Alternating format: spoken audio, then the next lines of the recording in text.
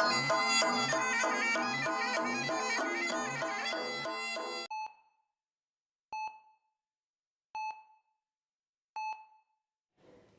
दोस्तों, आज फेसबुक पर sunshine.ratio नाम का एक पेज दिखाई दिया और इस पेज पर एक बहुत ही सुंदर कहानी पढ़ने को मिली। कहानी बहुत अच्छी लगी, इसलिए सोचा कि आप लोगों के साथ भी शेयर कर लूँ। तो कहानी इस प्रकार से है। जल्दी जल्दी नींद में बिस्तर पर छूट गई पेशाब को मनोहर जी साफ करने में लगे थे कि कहीं बहू और बेटा देख न ले, क्योंकि कल ही तो बहू काजल ने दूसरी चादर बिछाई थी और कितना सुना रही थी अपने पति रवि यानी कि उनके बेटे को कि अब की बार अगर पापा जी ने बिस्तर पर पेशाब करी तो मैं बिस्तर साफ़ नहीं करूँगी, मैं चादर साफ़ नहीं करूँगी, भले ही मुझे घर छोड़कर ही क्यों ना जाना पड़े। इसी वजह से बहू और बेटे ने कल से ज़्यादा पानी भी पीने को नहीं दिया कि कहीं दोबारा मनोहर जी ऐसा ही ना कर दें। 85 वर्षीय मनोहर जी को जब से किडनी की समस्या हुई है तब से ऐसा कभी कभी हो जाता है। बेचारे मनोहर जी को बहुत अफसोस भी होता है, पर क्या करें।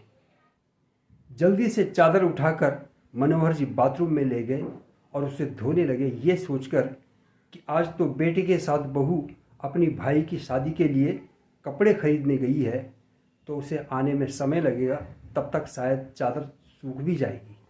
हालांकि उन्हें भूख भी लग रही थी, किंतु मन का डर उनके हाथ जल्दी जल्दी चलाने को विवश कर रहा था। भीगने के बाद चादर गीली हो गई थी, उसका वजन बढ़ गया था, इसलिए वह ठीक से चादर उठा भी नहीं पा रहे थे। उनकी सांसें भी फूल रही थी कि अचानक उन्हें आभास हुआ और उन्हें देखा तो सामने बहू और बेटा खड़े हैं। वो अवाक हो गए और शक पकाकर सिर्फ इतना ही कह पाए कि वो बहू, बेटे देख लो, फिर तुम्हारे पिताजी ने बिस्तर खराब कर दिया, कितनी बदबू आ रही है, इन्हें कहीं अस्पताल में ले जाओ। इससे पहले कि बहू कुछ और कहती, रवि ने लगभग गुर्राते हुए कहा, तुम चाहो तो अपने मायके जा सकती हो काजल।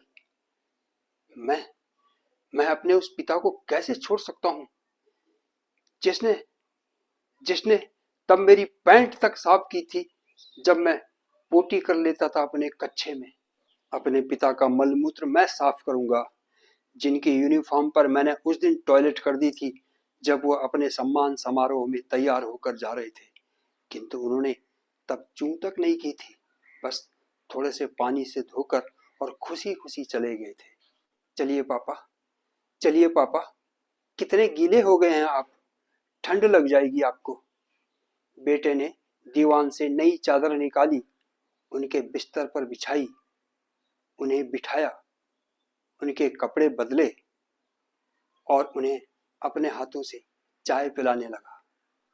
चाय की चुस्कियां लेते लेते ही मनोहर जी के हाथ अनायास ही आशीर्वाद देने के लिए बेटे के सर के ऊपर आ गए। आंखों से नीर भी बह रहे थे, जिन्हें मनोहर जी धोती के कौर से पोंछते जा रहे थे। सामने दीवार पर चंदन की माला पहने पत्नी की टंगी हुई तस्वीर को देखकर मनोहर जी मन ही मन बोलने लगे, देखो बिमला, तुम कहती थी कि जब मैं चली जाऊंगी तो तुम्हारा ख्याल कौन रखेगा। अब देखो, हमारा बेटा रवि तुम्हारे बुढ़ऊ की कितनी सेवा कर रहा है। दरवाजे के पास खड़ी बहू की भी आंखों में पश्चाताप के आंसू बह रहे थे। दोस्तों, अगर कहानी पसंद आई हो तो कृपया शेयर करें, क्योंकि हो सकता है हमारे इस छोटे से प्रयास से कई उन बहू और बेटियों के दिलों में भी अपने माता पिता के प्रति कुछ भावनाएं जागृत हों जो अपने माता पिता की कदर नहीं करते। धन्यवाद।